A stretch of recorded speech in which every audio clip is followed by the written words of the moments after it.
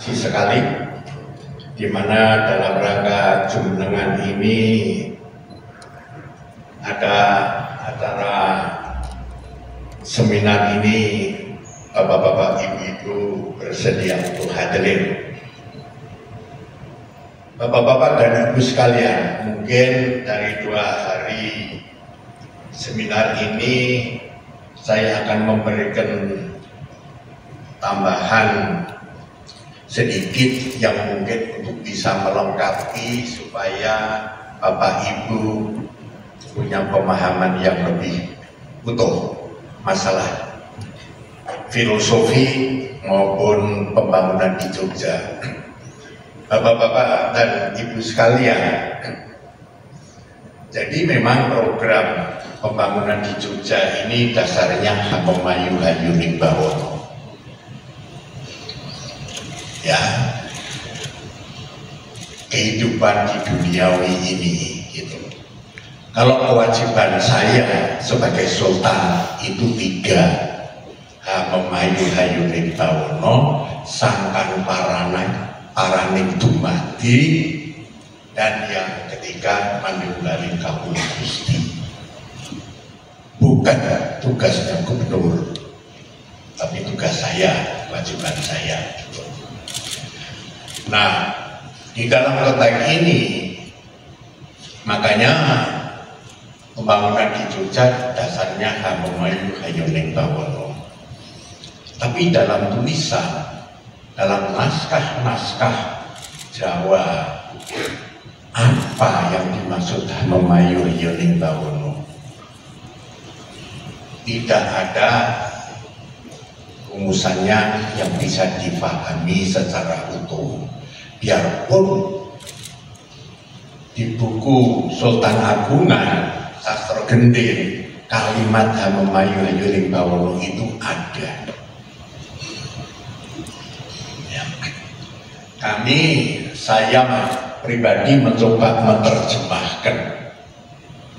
Ya, kalau ada yang lebih baik, ya bagi saya asal argumentasinya mapan ya bisa, karena ini hanya pendapat gitu. Kami mencoba menerjemahkan Hamemayu Hayuning Bawono. Ya, itu yang pertama, keselamatan alam ciptaannya itu hanya mungkin bisa dijaga selamat hanya didasari tergantung daripada kebijaksanaan manusia sendiri. Yang kedua adalah sifat-sifat keutamaan manusia atau sifat-sifat seorang kesatria, keutamaan ya, dengan didasari keikhlasan itu yang memungkinkan bangsa dan negara ini tetap utuh. Dan yang ketiga adalah ya, yang ketiga itu keselamatan manusia itu hanya dimungkinkan karena rasa kemanusiaannya. Itu saya mencoba menerjemahkan yang dimaksud Hamemayu Hayuning Bawono.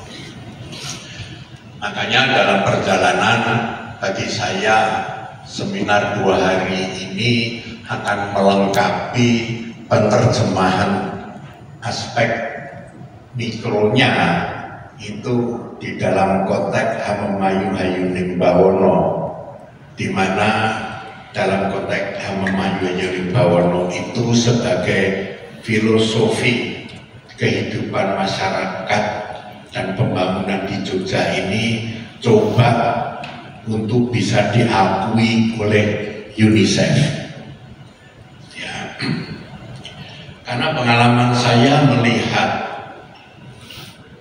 negara-negara yang punya bangunan lama itu yang dibantu UNICEF itu bisa lipat 3, 4, 5 kali lipat dari turis yang ada.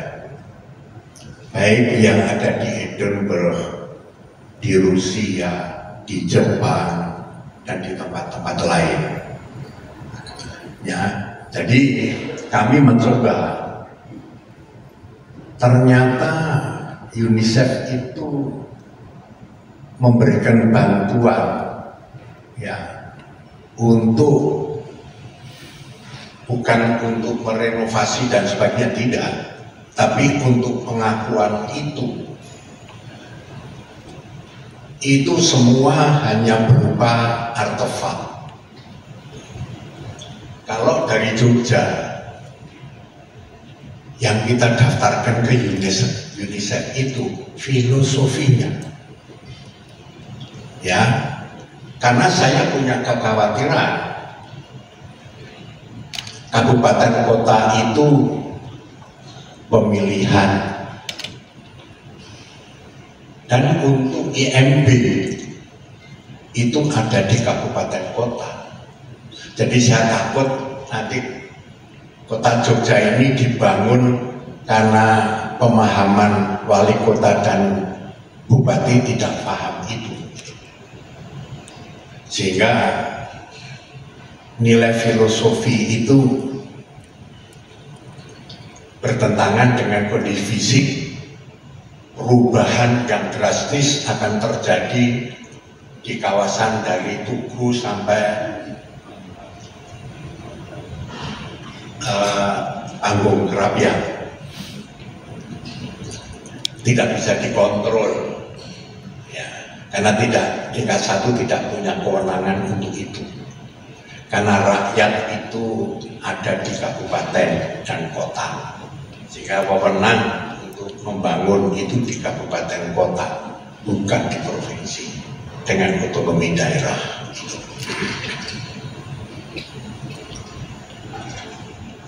Dan kekhawatiran saya itu terjadi.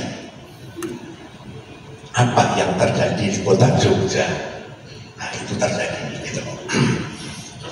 Yang mestinya izin itu tidak boleh membangun di tempat itu, tapi diizinkan untuk membangun di tempat itu. Nah, sehingga ada masalah wali kotanya gitu. Itu yang kekhawatiran saya, dan itu terjadi. Ya, sedangkan biarpun nanti menjadi bagian dari rekomendasi UNICEF, bukan berarti di kawasan itu tidak boleh dibangun, boleh. Nah, kawasan itu ditentukan, yaitu Panggung sampai Kerapian, Tugu sampai Kerapian, kiri kanan atau barat dan timur itu batasnya Kali Cote dan Kali Minoro. Dari kawasan itu yang sudah ditentukan dari hasil dialog-dialog selama ini dengan UNICEF, itu ada 21 titik, ya, di mana nanti kalau UNICEF itu setuju dan itu akan dibahas dalam pleno itu tanggal 22 September tahun ini. Semoga saja itu berhasil, karena tulisan-tulisan dan dialog-dialog selama ini dengan UNICEF sudah selesai. Dan tim yang terakhir kemarin datang, masih kira secara filosofis masih kurang dan sudah kami kirimkan. Sekarang tidak ada balasan lagi, berarti sudah diterima. Tinggal menunggu UNICEF mengajukan kepada anggota dari negara-negara yang menjadi anggota tim dan supervisi yang ada di UNICEF. Itu kebetulan dari seluruh dunia diwakili oleh 22 negara sebagai dewan untuk menentukan usulan Jogja itu diterima atau tidak. Itu tanggal 22 September yang akan datang. Dengan harapan demikian, nanti kalau diterima di kawasan yang sudah ditentukan dengan 21 titik dengan lokasi lingkaran sekian hektar itu tidak akan dibuat suatu struktur, ya, suatu dewan atau asosiasi sendiri, tidak hanya provinsi, tidak hanya kabupaten kota, yang khususnya kota sama Bantul, Kabupaten Bantul, tapi juga warga masyarakat yang mendiami di area itu diwakili dalam bentuk asosiasi masyarakat yang berdampak untuk menjadi bagian tiga pihak itu untuk mengatakan setuju dan tidak kalau ada bangunan yang berada di kawasan itu. Sehingga pengalaman yang pernah kami dengar pada waktu kami di Edinburgh, datang ke pusat kota yang dinyatakan dalam pengawasan UNICEF itu, dulu bekas ibu kota Inggris kan awal kan berada di sana di Edinburgh itu. Itu kami pada waktu datang ke sana harus jalan kaki. Tapi pada waktu saya datang ke situ, ya jalan kaki agak jauh, ternyata -2 ya kademen gitu. Dimana di muka bangunan-bangunan lama, biarpun di situ ada hotel, tidak boleh ada plakat atau tulisan Hotel X, nggak boleh tulisan hotel itu ada di situ. Misalnya untuk apartemen juga nggak boleh ada tulisan apartemen di situ, biarpun kita tahu itu hotel maupun apartemen gitu. Nggak boleh ada tambahan-tambahan yang lain kecuali bangunan yang lama itu, sehingga bangunan baru berada di belakang semua. Jadi antara satu bangunan dengan bangunan yang lain itu adanya hanya ada gang-gang kecil. Karena bangunan yang di belakang itu modern semua dan makin jauh, warga masyarakat dan pemerintah kota minta supaya boleh pakai sepeda motor, tidak pakai mobil tapi sepeda motor, karena perjalanan akan ke belakang ke bangunan baru. Kalau ada urusan itu maunya pakai sepeda motor. Pada waktu saya hadir di sana sudah tidak 3 tahun belum dibolehkan, karena biarpun dengan sepeda motor ada suara yang cukup keras yang khawatir bangunan-bangunan lama ini berpengaruh suara itu pada bangunan-bangunan yang lama, sehingga semuanya harus berjalan kaki gitu. Kira-kira kondisi seperti itu ya. Kalau seperti di Rusia itu ada bangunan benteng seperti dalam benteng, tapi sebetulnya itu gereja, maupun yang ada di luar itu di tempat lain itu sebuah masjid itu. Pada waktu itu saya tanya, kenapa masjid atapnya biru itu? Dari UNICEF mengatakan itu terserah kesepakatan 3 pihak, tidak berarti harus mutlak seperti dulu. Kalau disepakati warna lain ya boleh saja, asal struktur dan bentuk bangunan itu tidak berubah gitu. Sehingga hal-hal seperti itu yang akan kita lakukan di Jogja kalau Hamemayu Ayanimbawono ini sebagai filosofi diterima gitu. Sehingga yang semua menentukan itu 3 pihak, tadi itu pemerintah daerah, baik tingkat 1 maupun kota dan Bantul, tapi juga warga masyarakat punya perwakilan yang tinggal di wilayah yang dari kawasan batas barat dan timur sampai Cote maupun Sungai Binomo.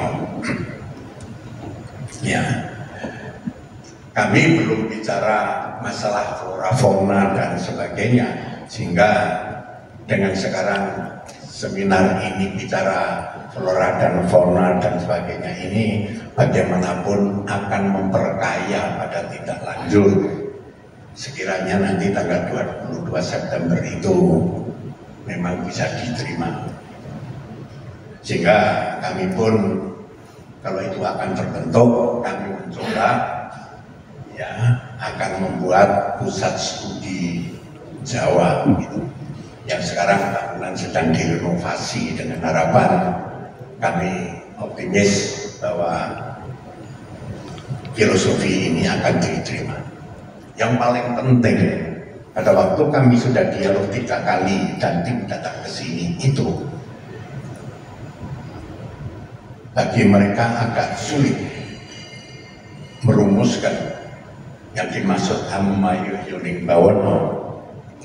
Akhirnya kita sepakat bahwa itu adalah Sustainable Development Goal. Jadi saya hanya berkomentar pada waktu itu. Nah, kalau akhirnya Hamayu Yuning Bawono itu dinyatakan SDGs, ya sebetulnya Hamayu Yuning Bawono dengan Sustainable Development Goal ini bukan 20-25 tahun yang lalu, tapi sebetulnya orang Jawa di Jogja ini sudah tahu, sudah 1755. Kita sudah memahami aspek Sustainable Development Goal itu. Jadi mereka pun terkejut juga gitu, dan mereka ternyata dengan tulisan-tulisan kami yang kami kirimkan itu dan didialogkan itu, mereka ternyata juga melakukan diskusi-diskusi yang kebetulan pusatnya ada di Paris, sehingga akhirnya kita sepakat ya SDGs itu yang dimaksud untuk memberikan kemudahan bagi UNESCO untuk menafsirkan. Saya kira dengan ini harapan saya makin bisa mengerucut pemahaman bapak-bapak dan ibu yang selama 2 hari itu biarpun hanya bicara flora dan fauna, tapi akan mencakup hal-hal yang disampaikan dengan filosofinya. Ya semoga saja ini menambah wawasan bagi bapak dan ibu. Tapi sebelum mengakhiri, sedikit tambahan saya, bapak dan ibu, kalau bicara fauna dan flora, ya, jadi kalau itu tanaman, misalnya pohon beringin, yang ada nama itu yang di alun-alun utara, misalnya selatan itu yang dikurung itu ada namanya semua. Yang di muka pagelaran kiri kanan juga ada nama, yang di jalan pengurahan juga ada nama, ya. Nah, di selatan juga punya nama. Yang punya nama itu, kami juga punya kebun di Bantul, bukan di kota tapi di Bantul. Karena yang punya nama itu, kalau pohon beringin ataupun yang bukan beringin itu karena sudah tua, roboh atau terbakar seperti pengalaman yang dulu, itu tidak boleh kita beli pohon beringin di tempat lain, tidak boleh. Kita harus menanam buah dari pohon itu untuk kita tanam, sehingga kalau pohon yang besar itu mati harus diganti dari bibit yang memang kami maintain selama ini. Tidak boleh asal manggil pohon beringin yang lain, karena sejarahnya yang sebelah kiri dan kanan itu kan dari Pejajaran Mojopahit. Nah, gimana akan cari beringin di Pejajaran Mojopahit kalau tidak menanam buah dari pohon itu sendiri gitu. Ya, istilahnya meluterani gitu loh. Jadi dari awal ya memang dari benih itu, bukan dari pasar atau dari kebun bunga atau tanaman terus kita tanam pohon beringin di situ. Berarti dari yang jual, bukan dari Pejajaran atau Mojopahit lagi. Nah, jadi tapi tanaman-tanaman itu selama ini kita maintain dan berada di Bantul. Sebagai tambahan supaya bapak-bapak itu memahami, tidak semudah yang dibayangkan mati, ganti, beli, tidak bisa gitu. Saya kira tambahan saya itu. Sekali lagi selamat, terima kasih. Assalamualaikum warahmatullahi wabarakatuh.